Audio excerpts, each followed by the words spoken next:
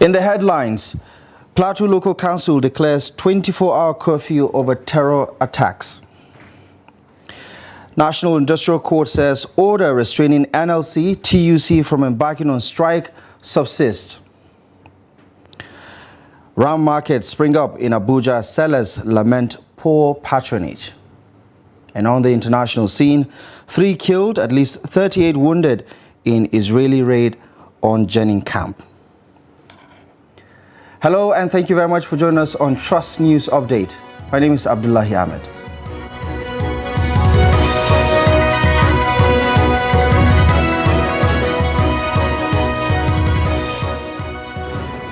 We start with the latest in Plateau State as authorities of the Mangu local government area of Plateau State on Sunday declared a 24-hour curfew in the council area. In a statement on Sunday, the chairman of the Interim Management Committee of the local council, Marcus Arthur, says a 24-hour curfew has been declared in the Mangu local government area. The declaration of the curfew followed a fresh invasion of some communities in the area by terrorists. Although the exact casualty figure could not be verified as at the time of filing this report, the terrorists were reported to have invaded about 4 communities in the local government area, including Mangu town, and killing several residents while several houses were razed. The Director of Press and Public Affairs in the Government House, Gyang Bere, when contacted, says the declaration of the curfew by the local government chairman was done with the consent of the state governor, Caleb Muftuang. The spokesman for the Plateau State Police Command, Alabo Alfred, could not be reached for comment on this development. Well, earlier we spoke to Daily Trust reporter in Jos, Ado Musa, and he gave us a situation report. Well, at the moment, we can say that yes, peace has returned in that particular local government, particularly Mangu town of Mangu local government area, following the deployment of security personnel. And according to sources from the area, the whole thing started after an Okada man was killed, who said to be a member of one ethnic group. And realizing that that person was killed, members of that particular ethnic group that their members were killed also launched a revenge on a member of that particular group that their members was killed. So after everything, before you know, crisis started between Magavul and Fulani ethnic groups. And like you know, prior the occurrence of yesterday's clash, there has been malice and ethnic intolerance between Magavul and Fulani communities since May, after an attack was launched on 2 Magavul communities where more than 150 people were killed. And after that incident, there were also reports of reprisal on Fulani communities. So since then, there has been malice and ethnic intolerance between the 2 groups, despite series of meeting or peace meeting held to at least bring the 2 warring parties together. Even with these meetings, malice for that killing continue in that particular local government area. Well, I can tell you that the traditional rulers have done their best, because I could remember after the May incident, stakeholders, including the governor, held a peace meeting between Magavul community and Fulani community, where all of them agreed to shed their sword, all of them agreed to live together. Now, the chief imam of Uso community, Ibrahim Bodunde Oyinlade, who was abducted by gunmen on his farm on Saturday afternoon, has regained his freedom. The Public Relations Officer of Ondo State Police Command, SP Fumilayo Odunlami Omisanya, confirmed this to newsmen on Monday. She revealed that the victim was released late Sunday evening, but couldn't say if any ransom was paid to the abductors before the cleric was released. The chief imam was abducted early on Saturday by some yet-to-be-identified gunmen in Owo local government area of Ondo State. The 67-year-old Islamic cleric was reportedly taken from his farm at Asolo camp at about 3 p.m. According to a family source, the kidnappers had contacted the family demanding that ransom be paid for his release. The Presidential Election Petition Tribunal has again adjourned the petition filed before it by the Allied People's Movement, APM, until June 21st for hearing. The court had fixed June 19 to commence hearing of the petition filed by the APM challenging the victory of President Bola Tinubu and Vice President Kashim Shettima of the All Progressives Congress in the just concluded February 25th election. At the resumed hearing, the party asked for a one-week adjournment, which was turned down by the court. The party had applied to the court for a date to commence hearing of its petition against the results of the presidential election, which had earlier been delayed for over their inability to obtain a Supreme Court judgment. Now, the ruling of the Apex Court being sought is the recent judgment which dismissed the People's Democratic Party suit seeking to nullify President Tinubu's election. The presiding judge, Haruna Zamani, after listening to both sides, granted the application and adjourned the case till Wednesday, June 21st for commencement of the hearing. Now, ahead of the meeting between the federal government and the organized labor scheduled to hold today, Monday, the Nigeria Labour Congress has said that the government must meet its demands to cushion the effect of the removal of fuel subsidy. The union threatened that it would not hesitate to call out workers for industrial action, adding that it only suspended the planned strike. The Vice President, NLC, Adewale Adeyanju, who said a lot of things had been presented by the labor unions, expressed optimism that the meeting would be fruitful and insisted that the NLC would not want the government to behave, quote, funny. According to Labour, the high cost of fuel is inflicting unbearable hardship on Nigerians, adding that the government must act fast with respect to providing palliatives. The federal government and the labor unions met on June 5, 2023, with a resolution to reconvene on June 19 to agree on the implementation frameworks of the resolutions reached. Meanwhile, the National Industrial Court on Monday declared that the order restraining the NLC and the TUC from embarking on their planned industrial action subsists. Justice Olufunke Anuwe stated that the order was granted on June 5th, subsist pending the hearing and determination of the motion on notice. The court, in addition, ordered that parties maintain the status quo and adjourn the matter until July 20th for hearing. Now, earlier, when the case was called, the federal government's counsel, Ochum Emmanuel, informed the court that the matter was slated for Monday for the claimant to take its motion and notice for an interlocutory injunction restraining the defendants from embarking on industrial action.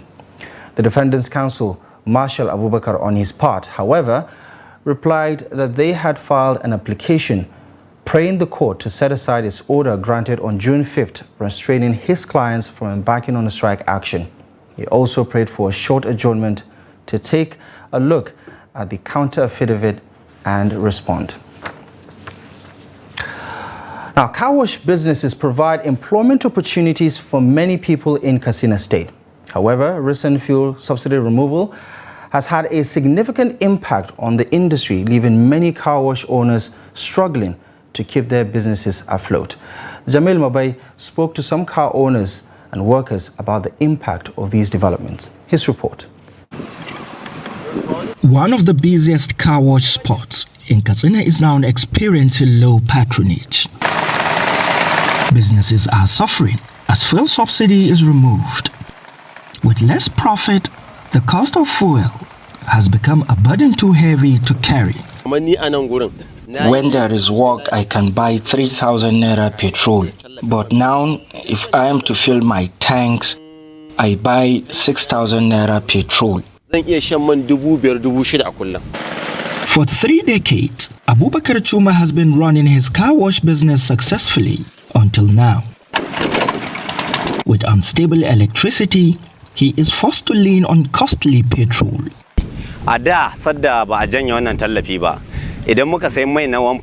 Before, 1,500 naira petrol is enough for us. Now we buy petrol of 3,000 naira plus the work has reduced. People have parked their cars due to fuel subsidy removal. Customers no longer patronize them, and this has led to a decrease in revenue for these businesses, putting them in a difficult position. From washing 30 cars to 10 cars, some wash 40 cars before, now they wash 5 cars. You see, the work has reduced. The car wash business in Katsina has been booming in recent years, creating job opportunities for many young people in the state. This has had a negative impact on the youth in the state who rely on car wash business for employment. In Katsina, most car wash have minimum of 2 and maximum of 20 employees. This business helps youth from engaging in drug abuse. It provides them with something to occupy their time, and they don't have time to misbehave.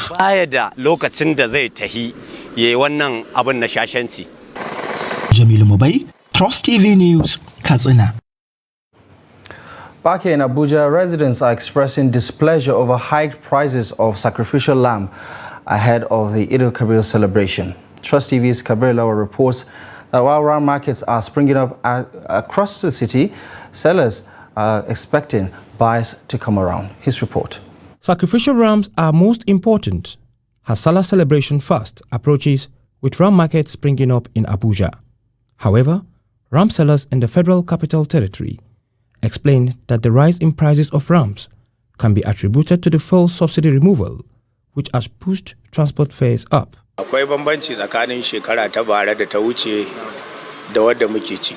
Previously, the prices of rams are very affordable, but now moving the rams to this destination is a big problem. We try as much as possible to reduce the price to enable people to buy from us because of the situation of the country. The government has done well on the fuel subsidy removal, and we pray that the removal of the fuel subsidy will make things to be cheap and also transport fares standardized. We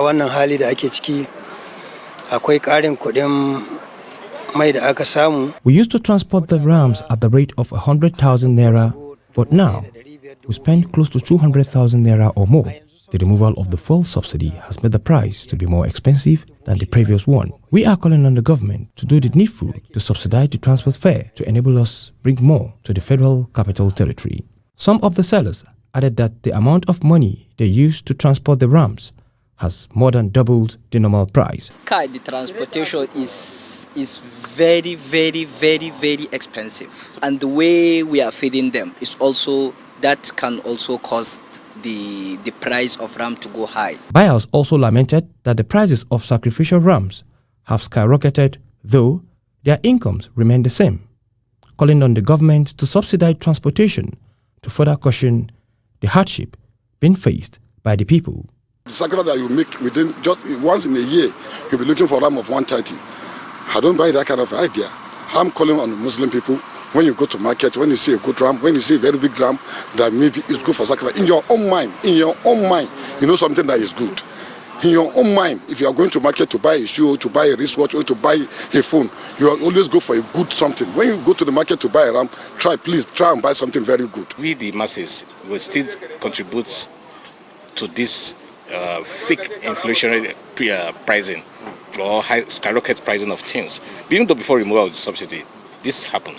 It was within us before the government, but the government needs to give those people some sort of palliative to cushion down the cost of transportation. If you see across the road there, if per ram from this our customer here, per ram from Jigawa down here is 10,000. This is Kubo, livestock market in the Federal Capital Territory, where prices of rams has really skyrocketed. And most residents have complained that the removal of fuel subsidy has contributed to the high price of rams in the market. Kabir Lawal, Trust TV News, Abuja. Now, the National Hajj Commission of Nigeria, NACON, has cautioned Nigerian pilgrims to avoid the consumption of bushmeat, hides, popularly known as pomo, smoked meat and others in view of the outbreak of anthrax disease in the West African sub-region. The NARCON Commissioner in charge of Health, Dr. Said Ahmad Dumbulwa, said the caution was necessary in view of the trans-border trade between Ghana, Togo, and Burkina Faso that has so far confirmed the outbreak of anthrax in some parts of their respective territories and Nigeria. It says NARCON swiftly issued the advisory to programs for fear of contact with Muslim brothers and sisters from those countries who would be taking part in this year's Hajj exercise in Saudi Arabia, who though might not necessarily be infected by the disease, but for precautionary measures. You're watching Trust News Update. Coming up after the break,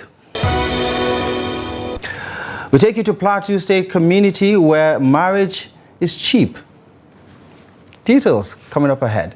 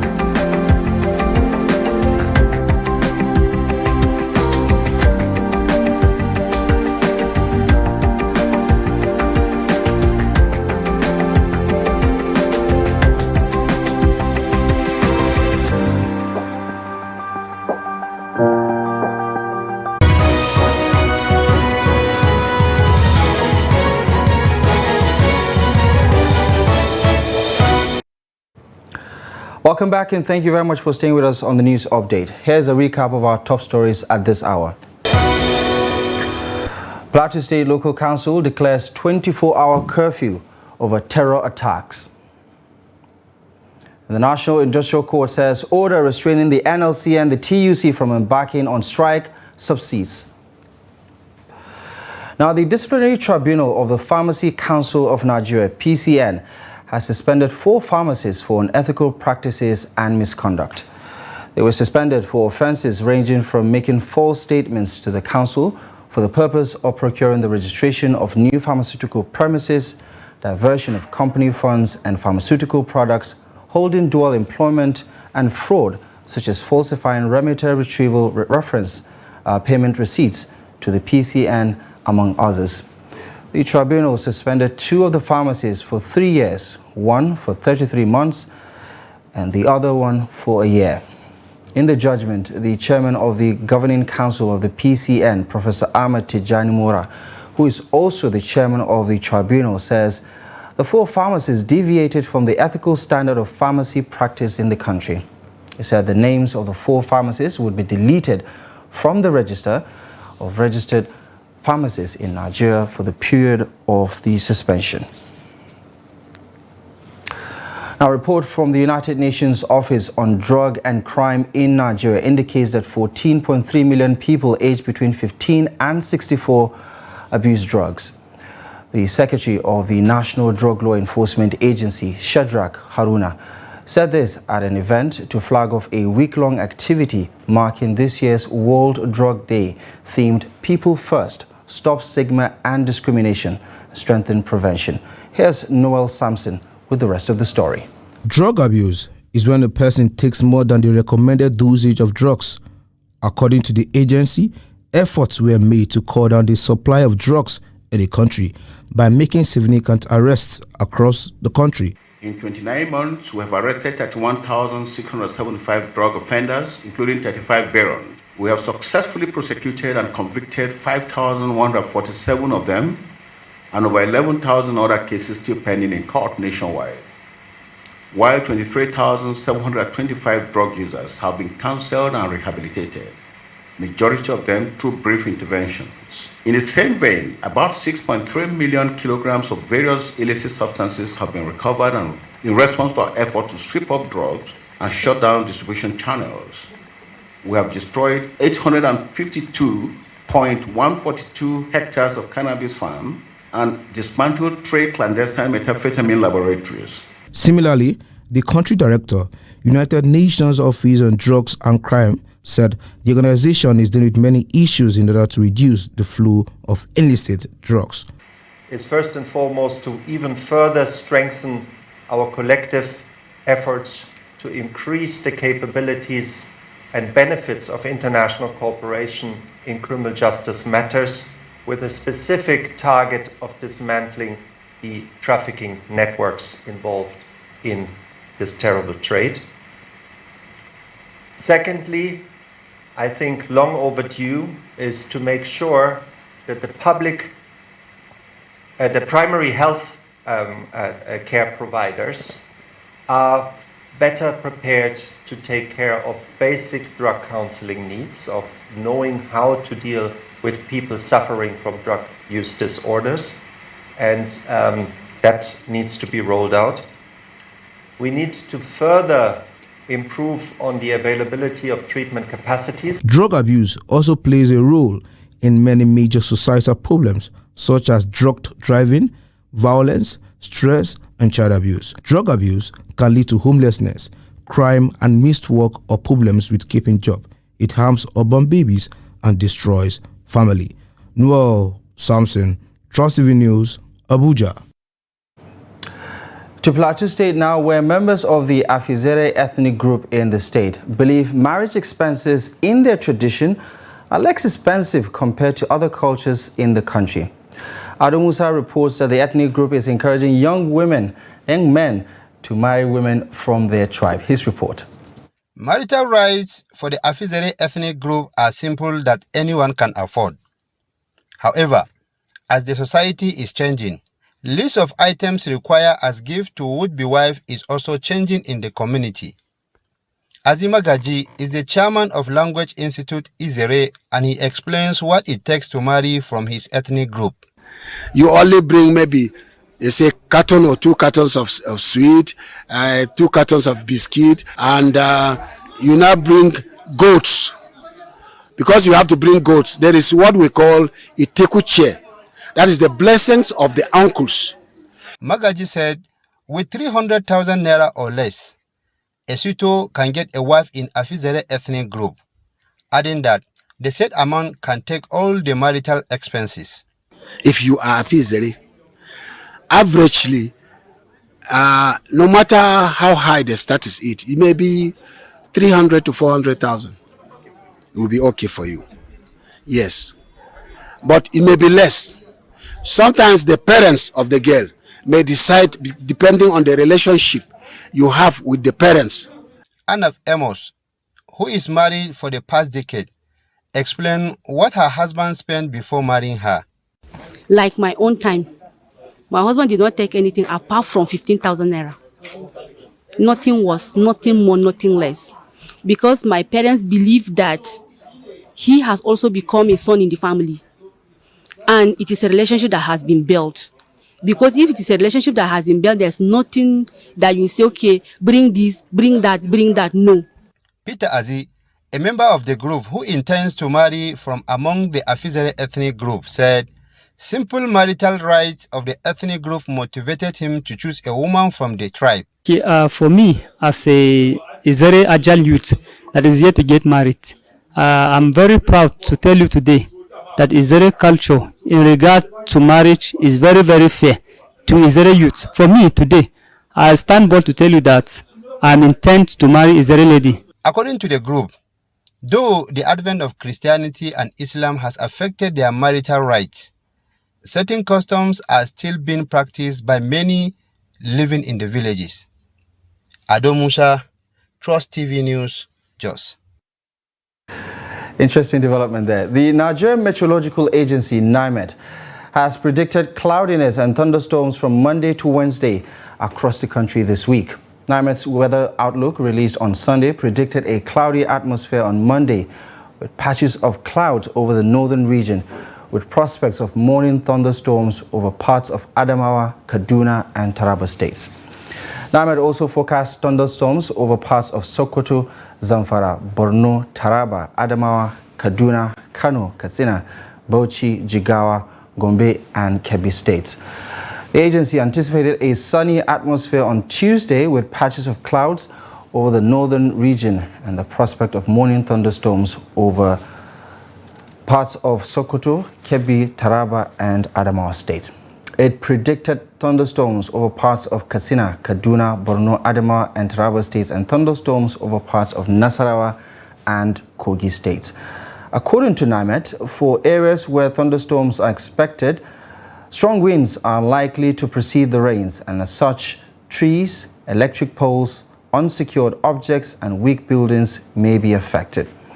The agency advised the public to be cautious and stay indoors, especially during heavy rainfalls, to avoid being struck by lightning. Now, on the foreign scene, Israeli forces have raided the Jenin refugee camp, killing 3 Palestinians and wounding at least 38 others. The raid began early Monday morning with Israeli soldiers storming the camp, firing live ammunition, stun grenades and toxic gas.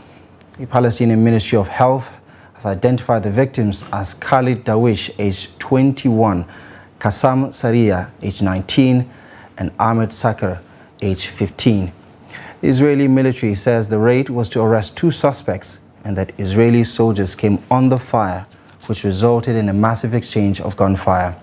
One of the suspects they were after was the son of an imprisoned Hamas leader. As the Israeli military vehicles were exiting the camp, the army statement says a military vehicle was hit by an explosive device, damaging the vehicle, after which military helicopters shot towards the gunmen to help the forces exit the camp. And that's the size of our update at this hour. Many thanks for your time and company. Be sure to follow us across social media on Facebook, Instagram, and you can always enjoy the programming on our live YouTube stream. My name is Abdullahi Ahmed. Thank you for watching.